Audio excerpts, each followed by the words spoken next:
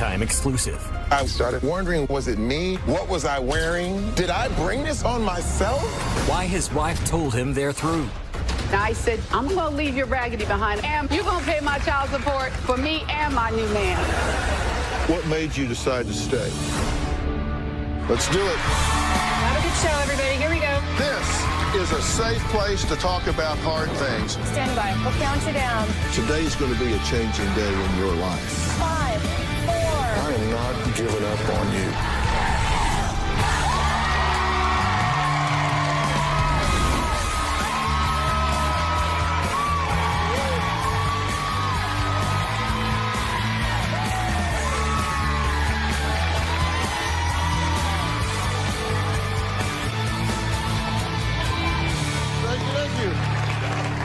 Well, many of you know Hollywood actor Terry Crews. Now, he played the hilarious Latrell Spencer in the movie White Chicks, action hero Hail Caesar in the movie The Expendables, and he currently stars as Sergeant Terry Jeffords in the Golden Globe award-winning sitcom Brooklyn Nine-Nine. Take a look. Whoa. Is this a new detective car? It sure is. I put in the paperwork 18 months ago and got lucky. They fast-tracked it. Say hello to the 9-9's brand new, fully loaded, sweet as hell crime pressure on wheels.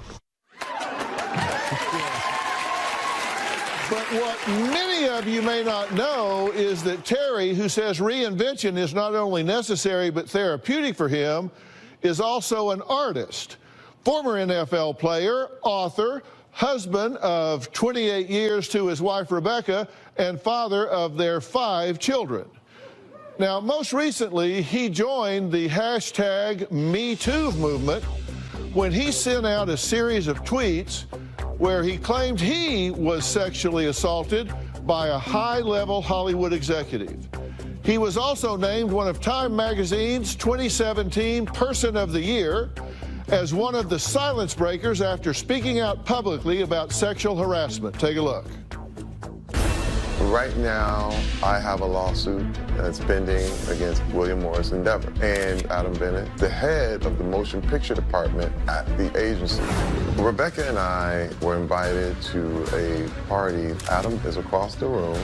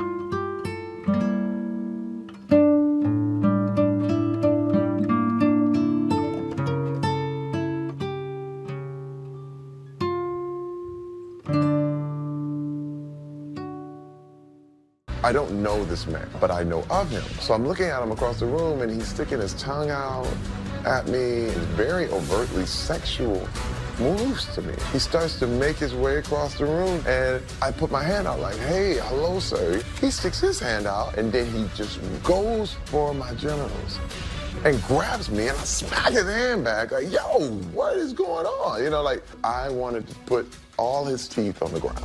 I get my composure, grab my wife's hand, and we leave. The deal is, anyone who assaults you puts shame on you. They slap the shame. It's a scarlet letter. You are now marked. And as long as you internalize it, you'll never leave. I have decided I will not be shamed. Once the Harvey Weinstein story broke, those 16 tweets I tweeted out, it was about supporting. It was about letting the women who've been victimized know that I've been there and I'm with you. Time magazine, how did that feel to be featured and to tell your story? It's bigger than me. I was representing those who had been trampled, had never had a voice, had risked everything they had to come forward. The moment you say no more, you're an activist. That's #MeToo. It's my responsibility to stand up, to also be an example of action. Unless everyone is held accountable every time, nothing will change. Well, please welcome my friend and actor, Terry Crews.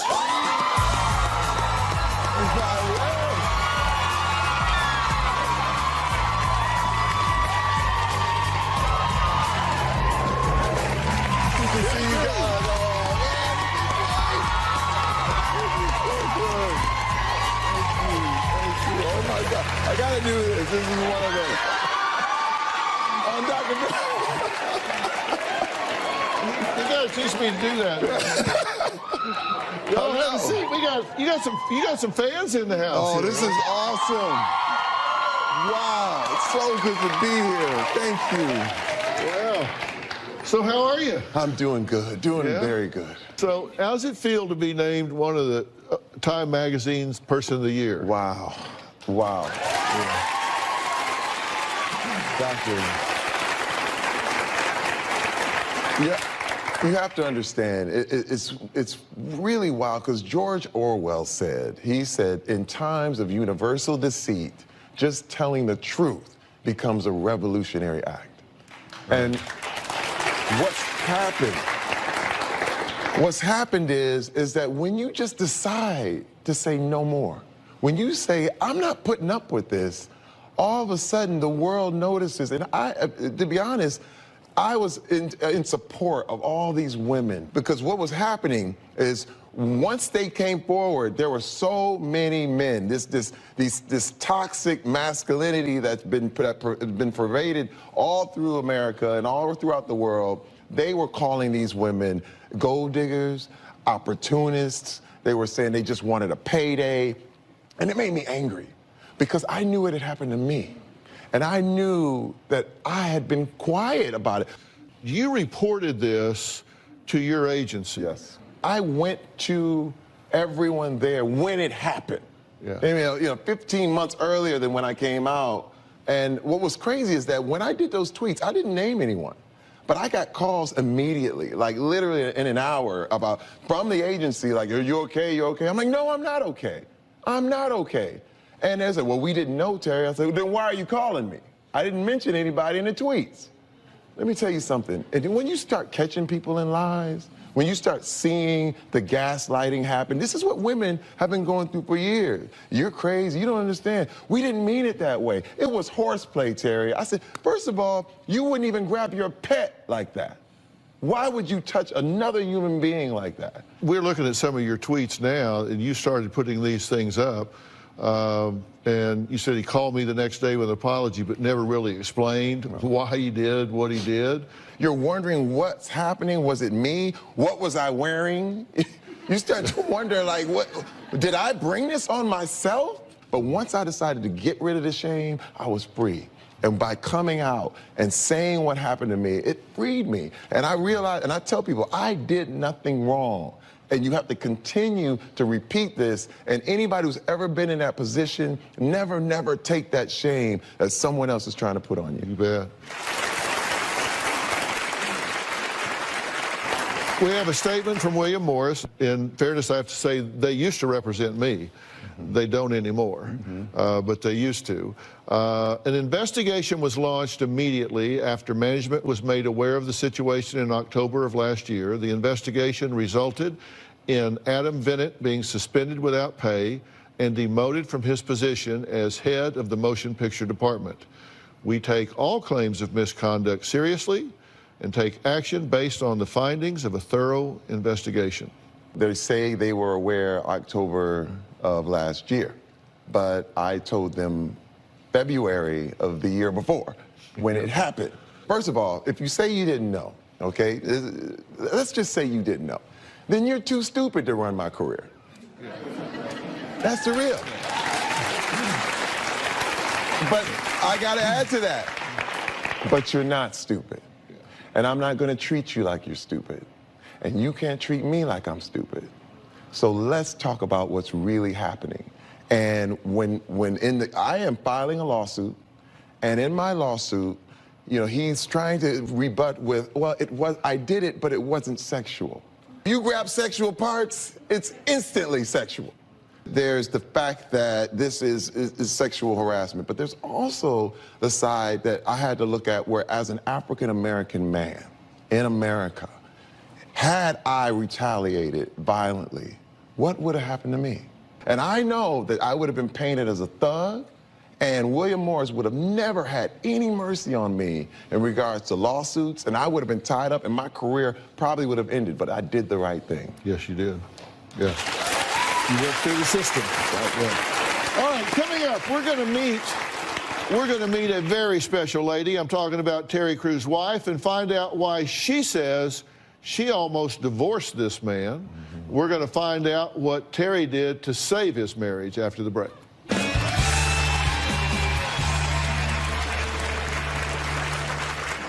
All during the success of the career, I've had an addiction to pornography. It was always hidden and secret and this and that, and I never told my wife. When I first confronted Terry, we had it out. I said, you know we're done, right? And later, do you have any reservations about him going public with this? He didn't tell me. You've not really talked about this before. You comfortable talking about it here?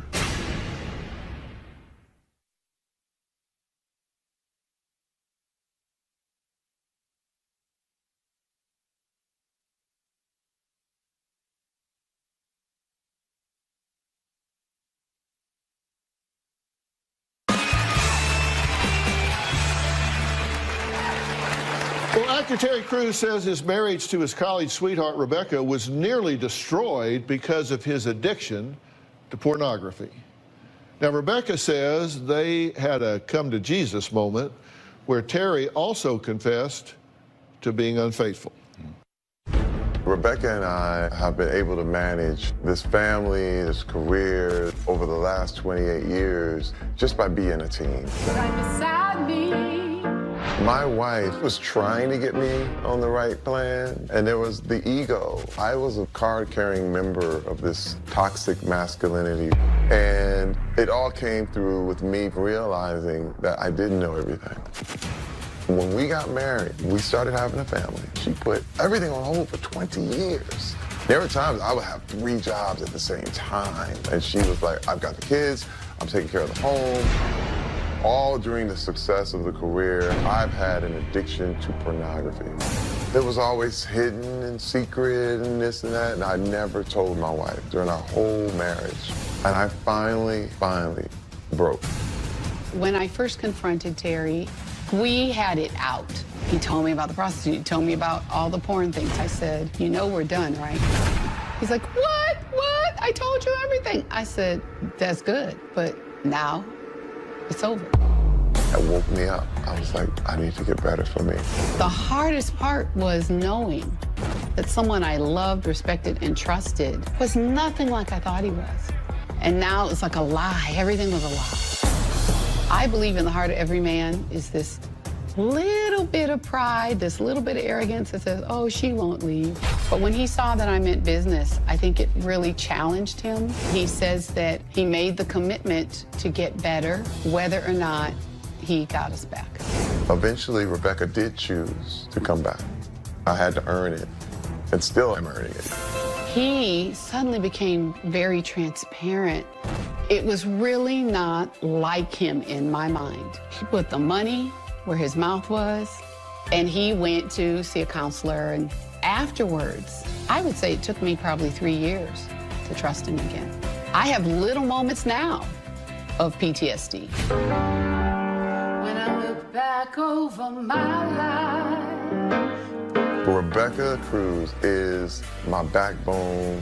When someone knows you from good all the way to the rottenest, dirtiest part of you, and loves you anyway. That's the rarity. That's where you want to be.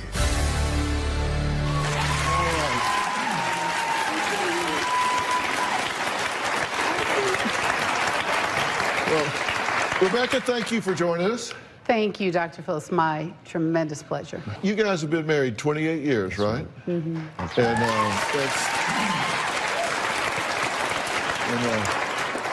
You and I were talking earlier, there have been ups and downs, Yes. clearly. And you said that you had a come-to-Jesus moment in your marriage that almost led to divorce. Describe that moment for us. Well, my husband was away on location shooting a project, and we got into an argument because he was out late with his cast members, but it turned out he was out late with one cast member. I started to hammer him with questions. And all of a sudden, he starts coming out of his skin with these confessions. 10 years ago, I did this. 13 years ago, I did this. And I have this addiction to pornography. And he starts to tell me all this horrible, horrible stuff. And my immediate reaction was to throw him out. And I did. Obviously, it brought out a lot of emotions. One of them was anger. I know you said when we were talking to you earlier, you said, I thought, I'm going to take your money and move on with my life. Yes. I'm still young, and I've got my groove, and I'm going to get a new man, and I'm going to keep it moving. Yes. When I said to him, you know we're done, right? He's like, what? Yes, What? I You're did. going to leave me? I did. You're going to leave me? I said, yes, I'm going to leave your raggedy behind, and I'm going to take your money, too. Yeah. And I said, you're going to pay my child support for me and my new man. That's how.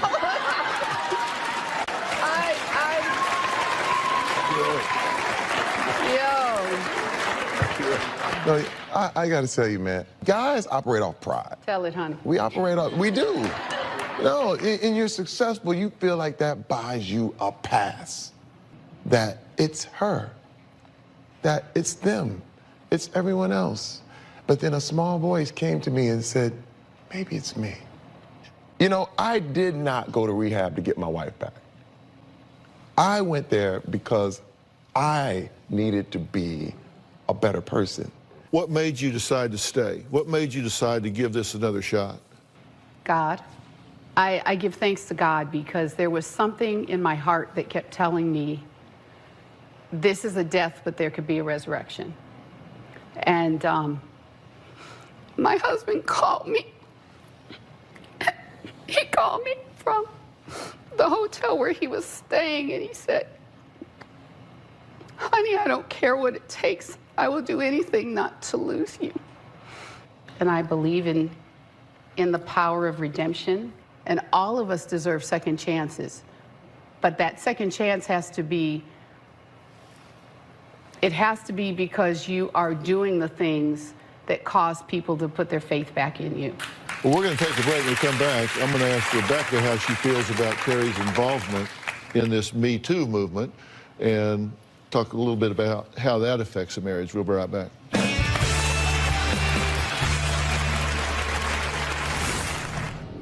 Crowded party, this gentleman comes across the room, and then suddenly my husband backs into me, and I was like, oh snap, what in the heck? And later, shocking allegations have a marriage on the rocks. Did you steal a pair of her underwear to get it DNA tested? Yes. Are you having an affair with your stepfather? My wife, Rebecca, is ruthlessly honest. And she's been honest with me from day one. There were a lot of times I didn't listen. I really felt that I was more valuable than my family simply because I was a man. And so that shuts you off from a lot of empathy. I think as a person, you're not allowed to see your own faults.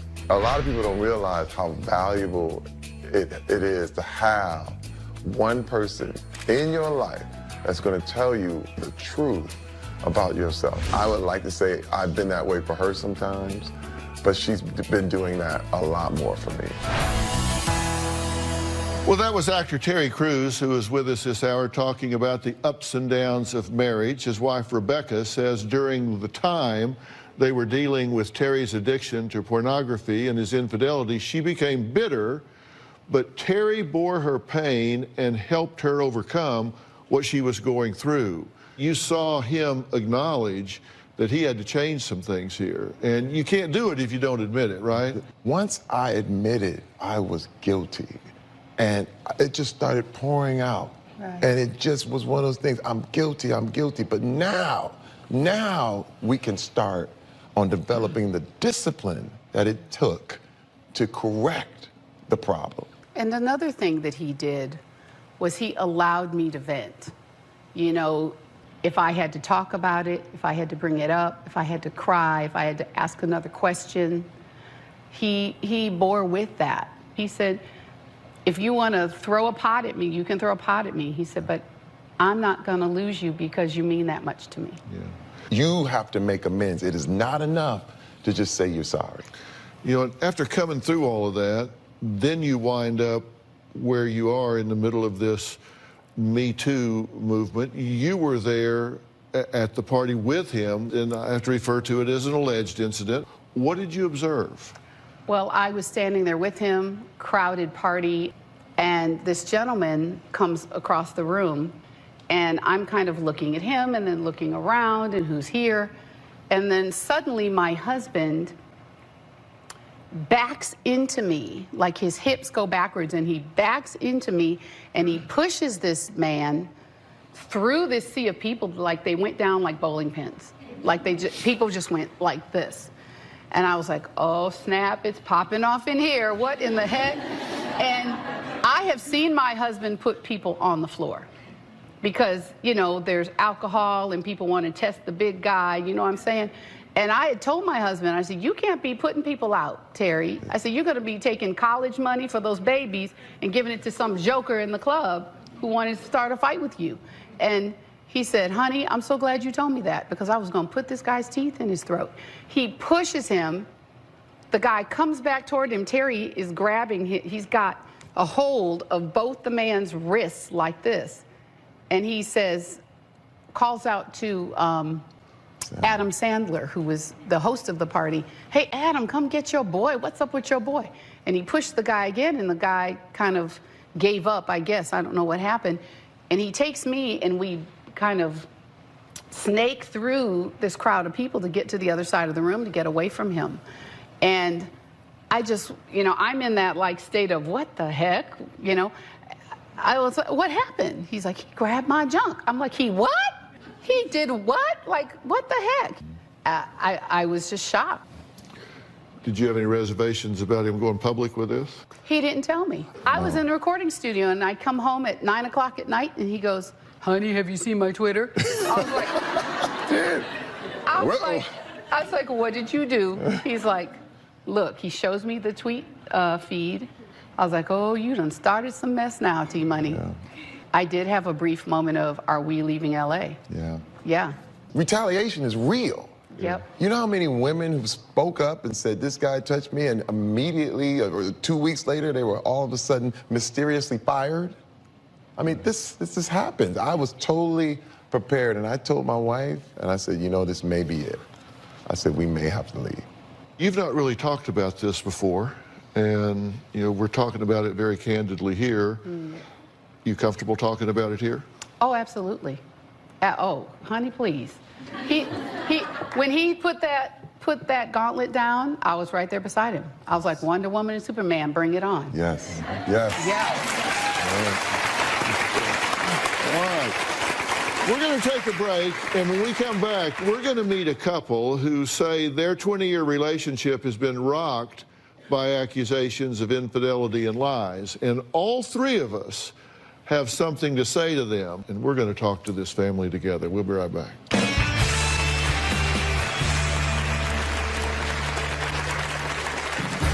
Jay is accusing me of sleeping with my mom's fiance, John. My God, do you have any idea how disgusting that is to me? I don't have any proof, I just know it. Jay believes that we have made this sick arrangement for me to sleep with John so that my mother doesn't have to. Jay is acting very paranoid.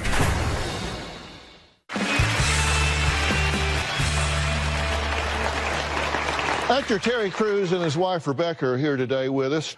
Now, my next guest could learn something from these guys, and Nicole claims that her boyfriend and father of her children, Jay, put tracking devices on her phone, brainwashed their 17-year-old son into turning against her, and even accused her of cheating on him with her mother's fiance, which is an accusation that Nicole vehemently denies.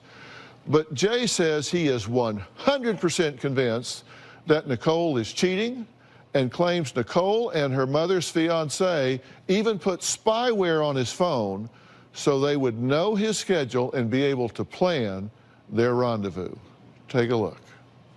6 months ago, Jay started making crazy accusations against me. He is accusing me of sleeping with tons of different men and having affairs with my mom's fiance, John. Jay is acting very paranoid.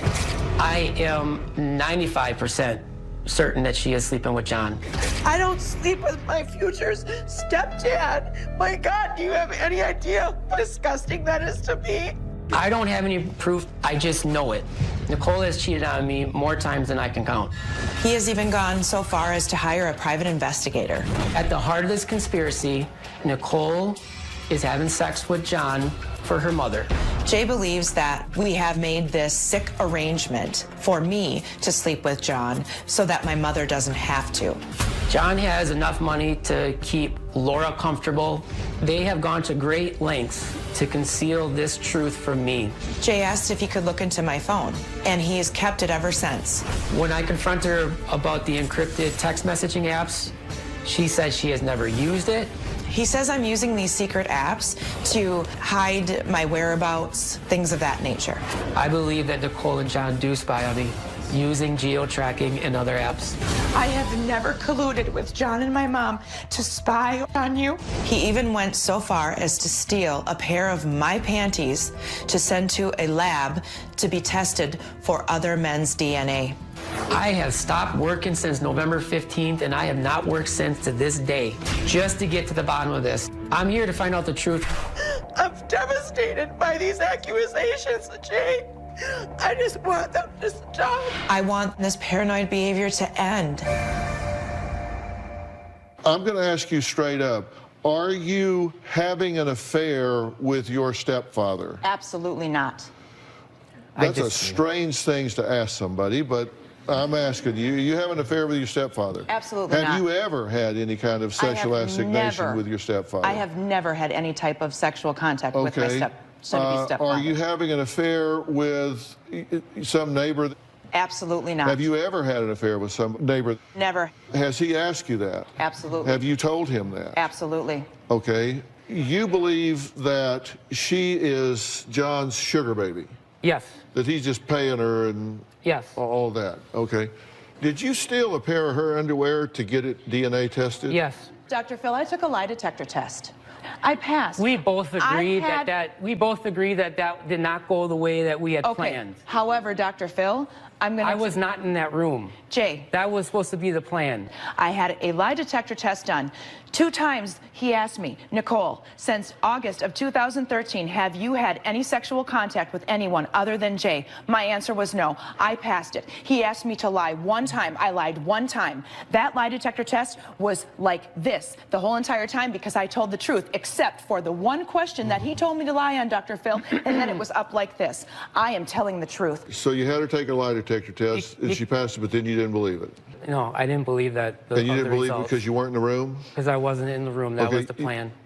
Well, no, that's not the plan. If you're in the room, then the test is invalid. Okay. We're going to take a break. We're going to take a break, and we're going to come back and talk about this and a whole lot more right after the break.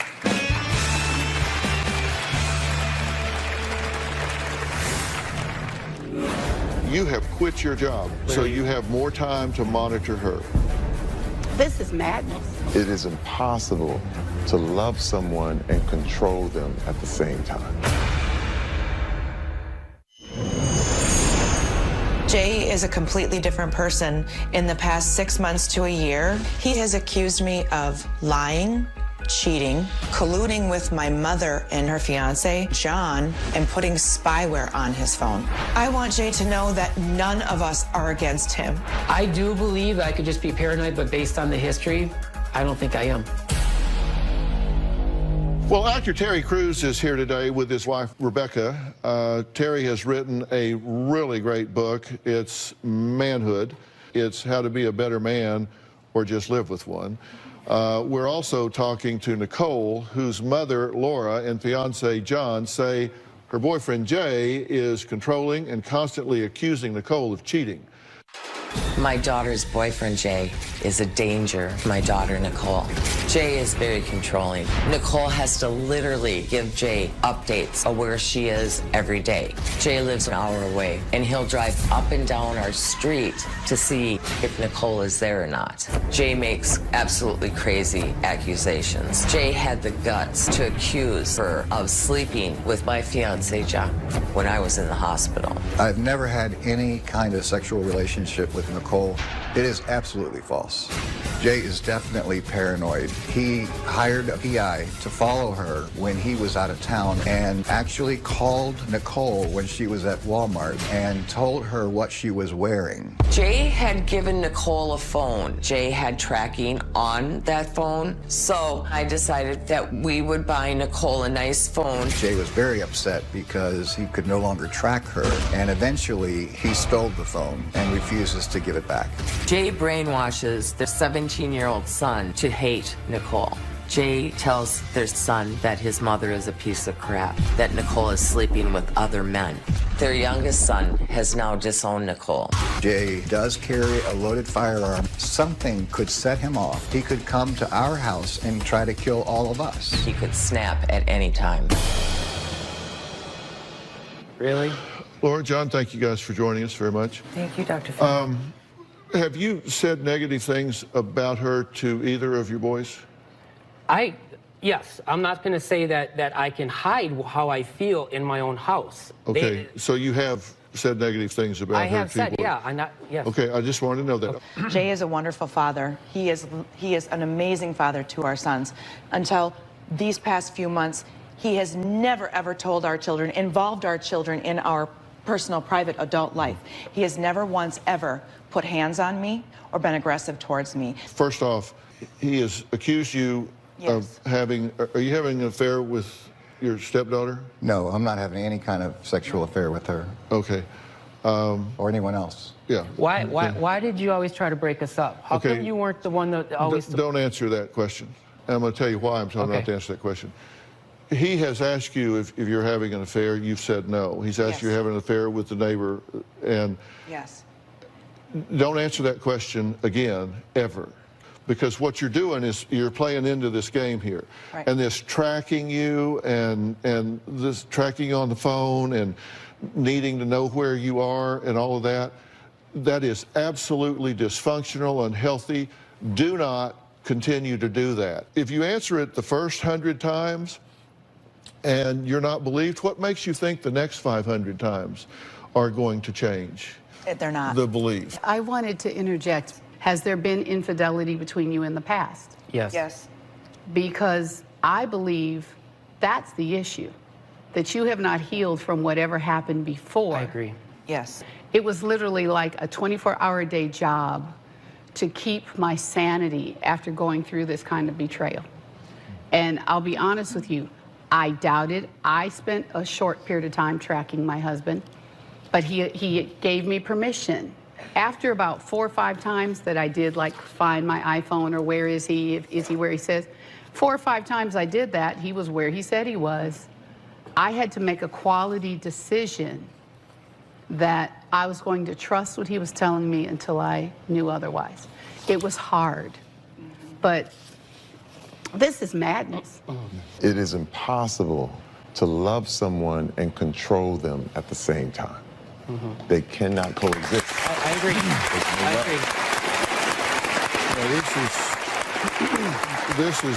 This is so dysfunctional. You have quit your job, have you not?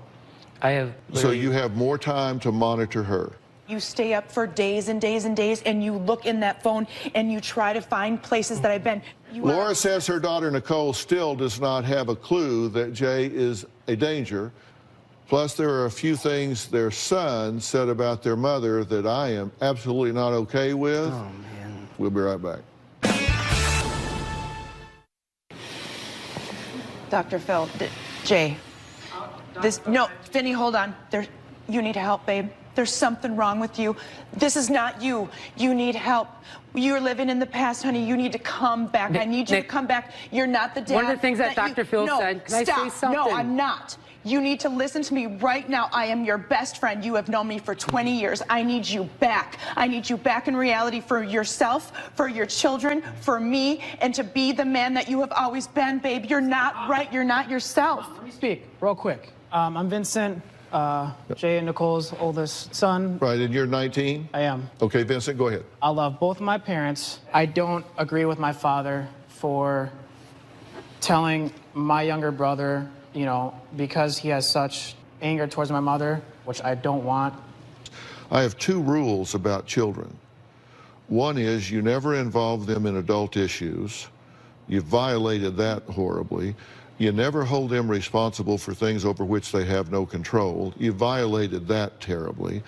You're up there grinning ear to ear like they love me, like I've won the popularity contest. That's not what that and you've done so at your children's expense. That's my confidence in raising them. That's not towards her. So answer my question. Yes, sir. Do you have any insight, awareness, or understanding that your involvement and your level here is counterproductive, abnormal?